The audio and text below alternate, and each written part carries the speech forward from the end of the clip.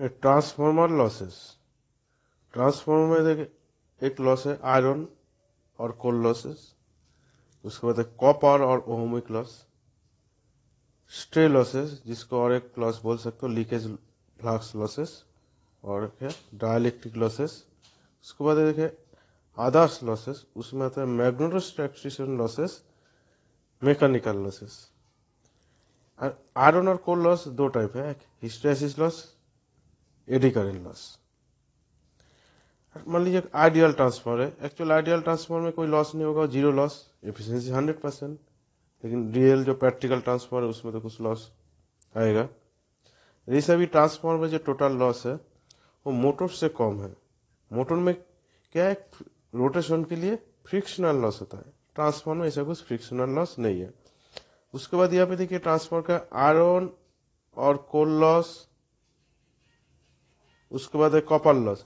ये loss maximum यही दोनों लॉस ही होता है, स्ट्रे लॉस, डाइलेक्ट्रिक लॉस, आदर्श लॉस के रिस्पेक्ट में वो दो लॉस जो है आयरन लॉस,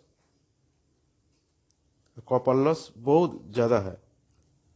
तो ये तीनों लॉस जो है स्ट्रे लॉस, डाइलेक्ट्रिक लॉस और आदर्श loss neglected from iron and copper loss. उसके बाद मान लीजिए ट्रांसफार्मर का कैपेसिटी, मान लीजिए 300 MVA ट्रांसफार्मर,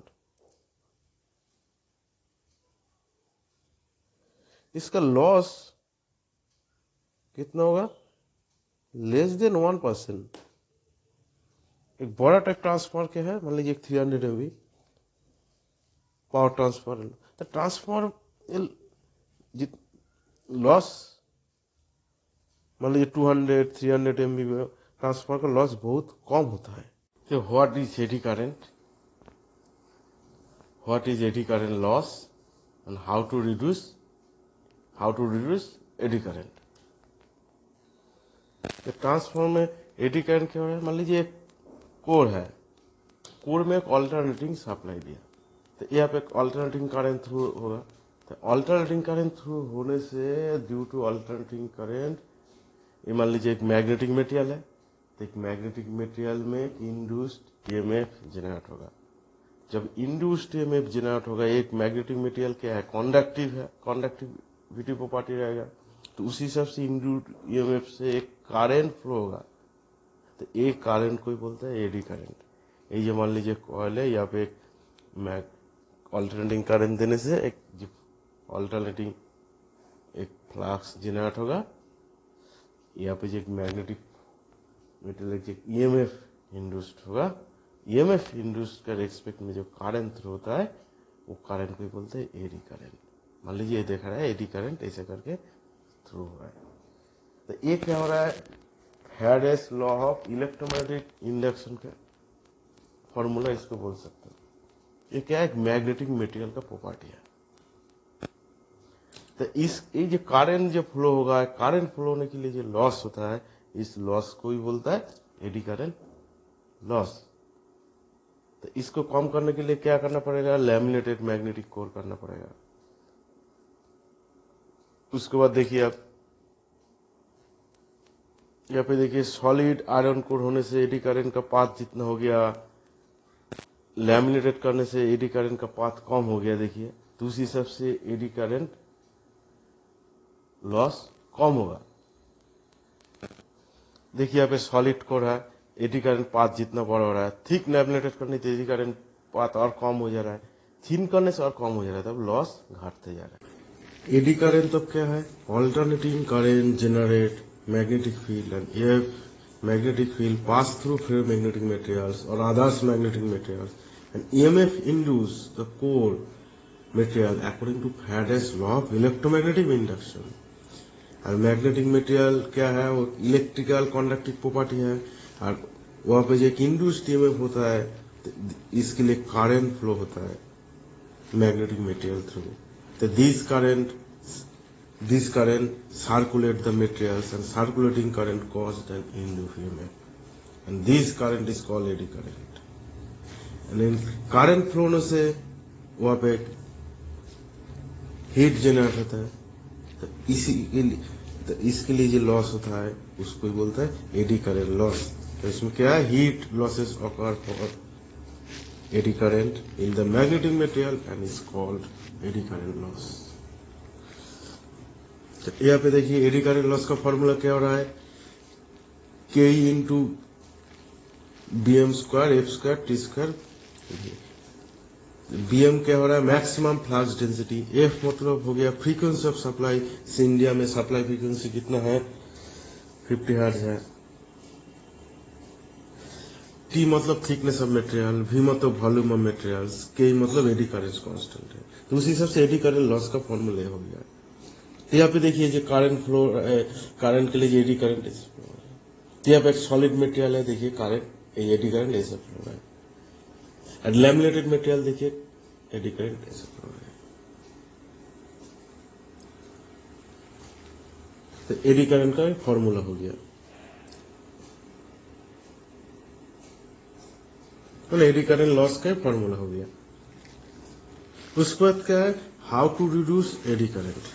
तो एडी करंट तो क्या है, सॉलिड कॉइल्स एडी करंट का पाथ जितना बड़ा हो रहा है, थिक लैमिनेटेड होने से देखिए 2 पार्ट कर दिया, एडी करंट फ्लो कम हो रहा है, और थीन कर देने से एडी करंट फ्लो और कम हो रहा है, तो डिक्रीज एडी करंट लॉस। तो एडी करंट कम करने के लिए क्या करना चाहिए, reduce eddy current core material, reduce design core as a thin laminated sheet. T जितना कम होगा एडी करंट लॉस उतना ही कम होगा। उसके बाद क्या है, ये कोर लैमिनेटेड करना बीच में वार्निश दे देना चाहिए, तो उस हिसाब से क्या होगा, इंसुलेटिंग प्रॉपर्टी और बढ़ेगा, तो वहां पे इंडस्ट्री में कम होगा। और एक क्या है, मटेरियल प्रॉपर्टी भी, जैसे सिलिकॉन स्टील मटेरियल यूज करने से क्या है, उसका रेजिस्टिविटी हाई होता है, तो उसी के लिए एडी करंट लॉस कम होता है। तो एडी करंट लॉस कम करने के लिए क्या है, reduce design thin laminated steel sheet and parallel to magnetic field. इस शीट इंसुलेटेड बाय पैरेलल हो जा रहा है, देखिए यहाँ पे एक सर्किट से करंट, एक 2 पार्ट हो गया, 4 पार्ट हो गया, मतलब पैरेलल में 4 सर्किट हो गया। तो लैमिनेटेड करने के बाद, शीट करने के बाद उसमें वार्निश और ऑक्साइड फिल्म, तो लैमिनेटेड को reduce induced damage and eddy कर इंड्यूस्ड में कम होगा, एडी करंट में कम होगा। एडी करंट के लिए जो हीट हो रहा है, हीट का रेस्पेक्ट जो लॉस हो रहा है वो भी कम होगा। और एक silicon stick magnetic material use करने से उसका रेजिस्टिविटी हाई होता है, तो इसी के रेस्पेक्ट में हम लोग एडी करंट को कम कर सकते हैं।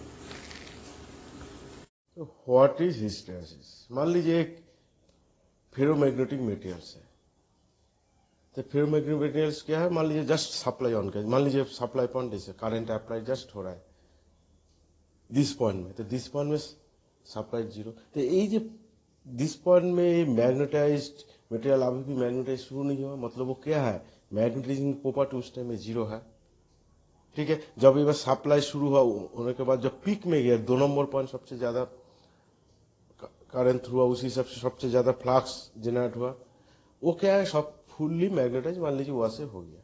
तो ये होने के बाद क्या, नॉर्थ पोल साउथ पोल एक सिस्टम में गया, नॉर्थ साउथ। फिर जब सप्लाई 2 नंबर पॉइंट से 3 नंबर में गया, वो क्या है, फिर करंट क्या हो गया, 0 हो गया। उस टाइम में फिर ferromagnetic material get demagnetize after 0 alternating, just negative cycle की तरफ वो आ रहा है, रिवर्स जा रहा है। तो उसके बाद फिर रिवर्स में जो पीक गया ही नहीं है, ए पॉइंट जो है मान लीजिए 4 नंबर पॉइंट है, तो जब गया वो भी फिर फेरोमैग्नेटिक मटेरियल गेट्स मैग्नेटाइज, फिर 4 नंबर पॉइंट के बाद 1 नंबर पॉइंट आ रहा है। तो मतलब क्या है, देखिए यहाँ पे 4 पॉइंट देख रहे हो, 1 नंबर पॉइंट में क्या है, जस्ट सप्लाई फेरोमैग्नेटिक मटेरियल को मैग्नेटाइज करने के लिए जस्ट ऑल्टरनेट सप्लाई दिया, मतलब पॉइंट 1 है। तो मटेरियल जस्ट उस टाइम में कोई मटेरियल मैग्नेटाइज नहीं हुआ, जस्ट मैग्नेटाइजिंग प्रॉपर्टी 0। जस्ट जब वो फुल्ली पीक में करने को मान लीजिए सप्लाई की सबसे मैक्सिमम मैग्नेटाइज होता है, गेट मैग्नेटाइज्ड 2 नंबर पॉइंट में। उसके बाद 3 नंबर पॉइंट में जब सप्लाई फिर रिवर्स में जा रहा है करंट, तो 3 नंबर पॉइंट में क्या हो गया, उसका करंट 0 हो गया, तो उसी हिसाब से फेरोमैग्नेटिक मटेरियल गेट्स फिर डीमैग्नेटाइज 0 अल्टरनेटिंग करंट के लिए। तो फिर जब घूम के 3 से फिर 4 में गया, रिवर्स में पीक गया, फिर ferromagnetic material gets magnetise after supply, क्या ferromagnetic material get magnetise after supply reverse alternating current. मान लीजिए ये 4 नंबर पॉइंट है। फिर 1 नंबर पॉइंट में जा रहा है, ये एक मैग्नेटिक मटेरियल का जो प्रॉपर्टी है इसको बोलता है हिस्टेरेसिस। ये है हिस्टेरेसिस, एक मैग्नेटाइज मटेरियल क्या है अल्टरनेटिंग करंट देने से वो क्या होता है, मैग्नेटिक मटेरियल गेट मैग्नेटाइज होता है, उसके बाद रिवर्स का तरफ जाने से डिमैग्नेटाइज होता है, इसको बोलता है hysteresis. What is hysteresis loss क्या है?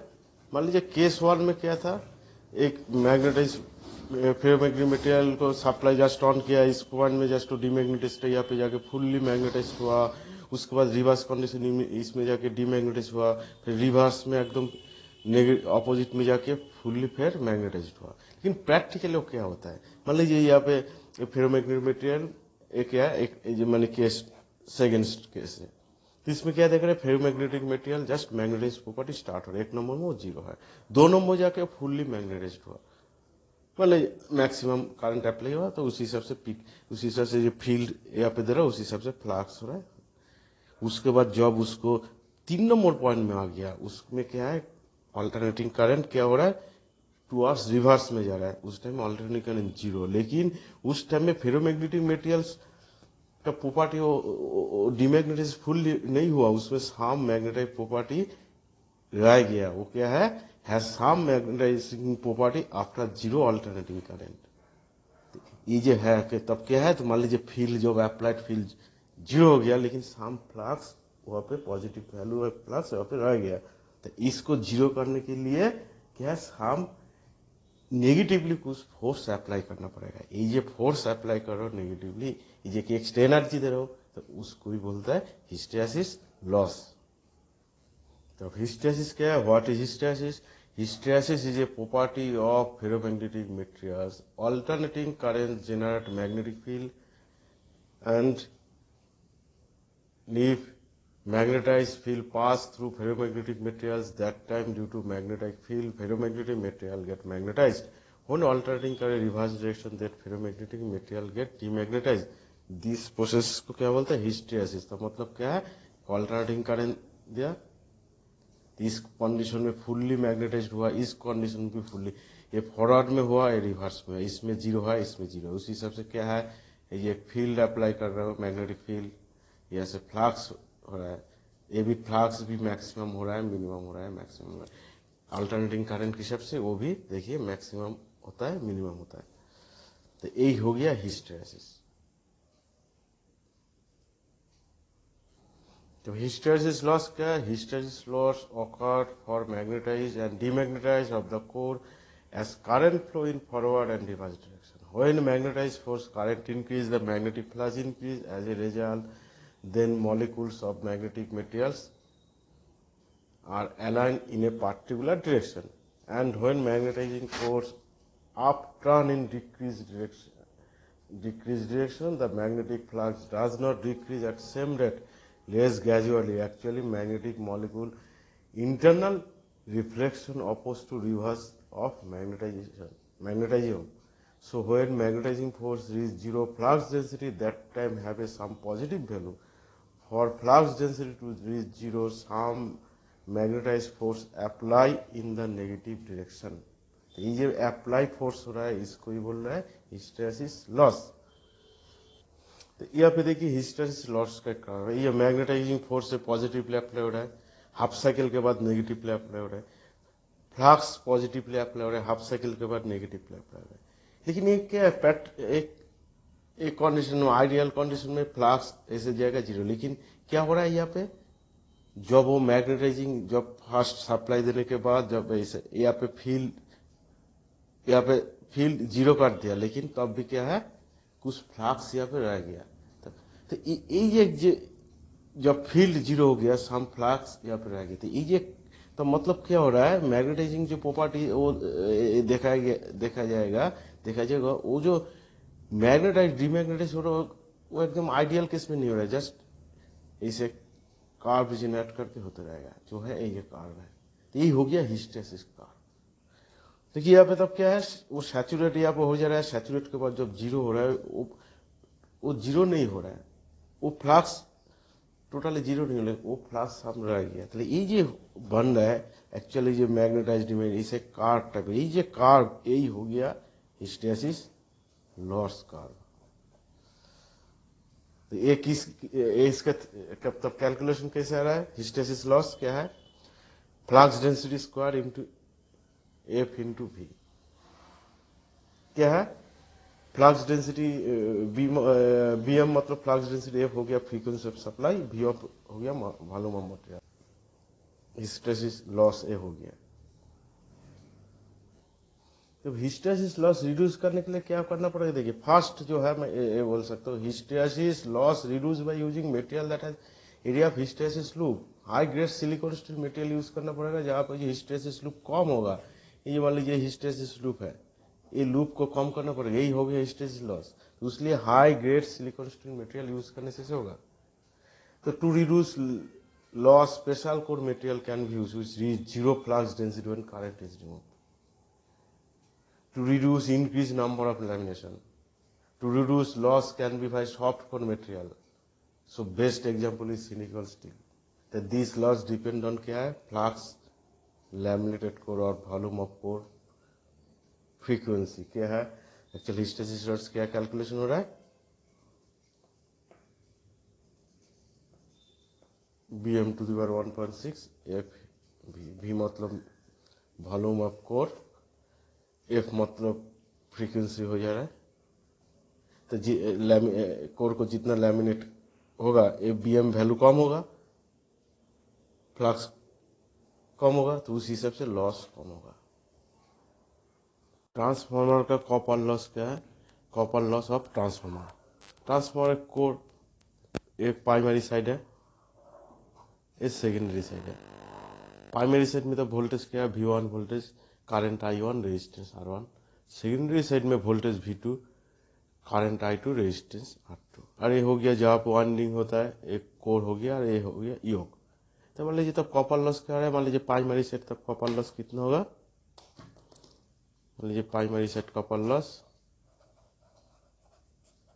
I1 स्क्वायर R1 होगा। सेकेंडरी साइड में जो कॉपर लॉस है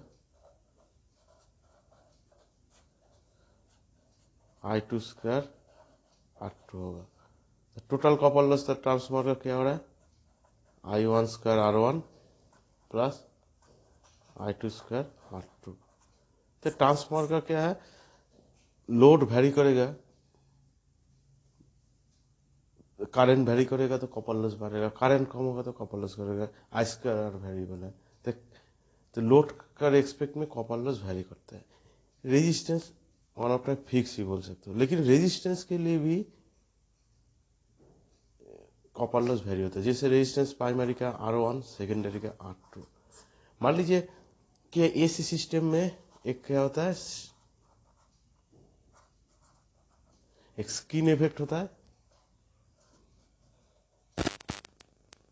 स्किन इफेक्ट, एक होता है प्रॉक्सिमिटी इफेक्ट।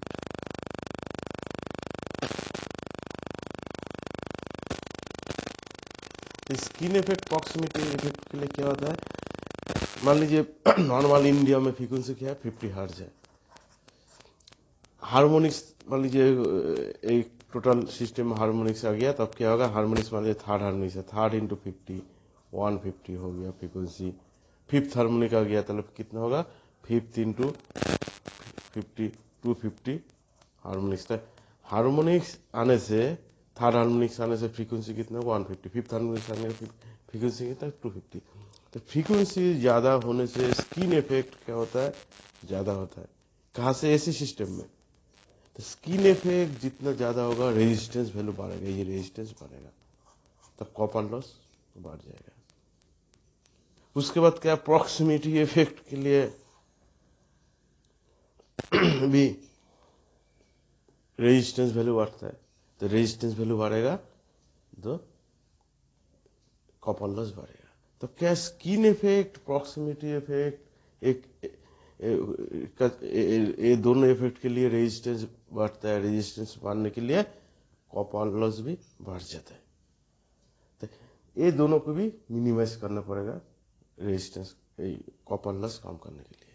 तो क्या करना पड़ेगा, चलिए पहले बात है जब कॉपर लॉस कम करने के लिए रेजिस्टेंस वैल्यू कम करना पड़ेगा। तो रेजिस्टेंस कम करने के लिए कंडक्टर का साइज ज्यादा करना पड़ेगा। तो कंडक्टर का साइज ज्यादा करने से रेजिस्टेंस कम होगा। लेकिन ये कंडक्टर का साइज ज्यादा होने से स्किन इफेक्ट भी बढ़ जाता है ऐसे सिस्टम के लिए। चलो मान लीजिए एक कंडक्टर है, मान लीजिए 40 स्क्वायर mm, तो एक कंडक्टर एक 40 स्क्वायर mm नहीं करके 2 20 स्क्वायर mm करने से 20 इंटू 2, तो मतलब अल्टीमेट 40 स्क्वायर का जगह 2 इंटू 20 एरिया सेम है, लेकिन इसमें क्या हो जाएगा, स्किन इफेक्ट कम होगा, प्रॉक्सिमिटी इफेक्ट भी कम होगा। तब क्या करना पड़ेगा, स्किन इफेक्ट प्रॉक्सिमिटी इफेक्ट कम करने के लिए कंडक्टर का डाया नहीं, क्रॉस सेक्शन एरिया तो बढ़ाना पड़ेगा। क्रॉस सेक्शन एरिया डाया नहीं बढ़ा के नंबर ऑफ कंडक्टर बढ़ा के करना पड़ेगा। तो मान लीजिए क्या है, मान लीजिए cross section area 100 square mm करना पड़ेगा। 100 स्क्वायर mm एक ठो कंडक्टर नहीं करके मान लीजिए 5 तो 20 का कर देना पड़ेगा। तो क्रॉस सेक्शन एरिया बड़ा है, रेजिस्टेंस कॉपर लॉस कम करने के लिए क्रॉस सेक्शन एरिया बढ़ाना पड़ेगा। तो क्रॉस सेक्शन एरिया बढ़ा 100 स्क्वायर mm किया, लेकिन 100 स्क्वायर mm करने से नंबर ऑफ कंडक्टर कम होने से क्या हो रहा है, स्किन इफेक्ट प्रॉक्सिमिटी इफेक्ट ज्यादा हो जा रहा है। तो उसमें कि 100 स्क्वायर mm में एक ठो कंडक्टर नहीं करके 5 ठो कंडक्टर कर देने से स्किन इफेक्ट प्रॉक्सिमिटी इफेक्ट कम हो जाएगा, उसी हिसाब से कॉपर लॉस कम होगा। तो कॉपर लॉस क्या है, copper loss occur for ohmic resistance in the primary and secondary winding of transformer and current flow through them if the primary and secondary current transformer I1 and I2 and resistance R1 and 2. So copper loss I square R1 plus I square R2. This loss called variable or ohmic loss because this loss will change based on the load current. Also at higher frequency like third, fifth harmonic, skin effect proximity effect make extra winding transformer and losses. जब मान लीजिए frequency बढ़ेगा skin effect भी बढ़ेगा, proximity effect भी बढ़ेगा, उसी हिसाब से रेजिस्टेंस वैल्यू भी बढ़ेगा, उसी हिसाब से कॉपर लॉस भी बढ़ेगा। तो कॉपर लॉस कैसे रिड्यूस कर सकते हैं, लास्ट क्रॉस सेक्शन करना पड़ेगा, लेकिन लास्ट क्रॉस सेक्शन के जगह में नंबर ऑफ कंडक्टर इंक्रीज कर देने से कॉपर लॉस कम हो जाएगा।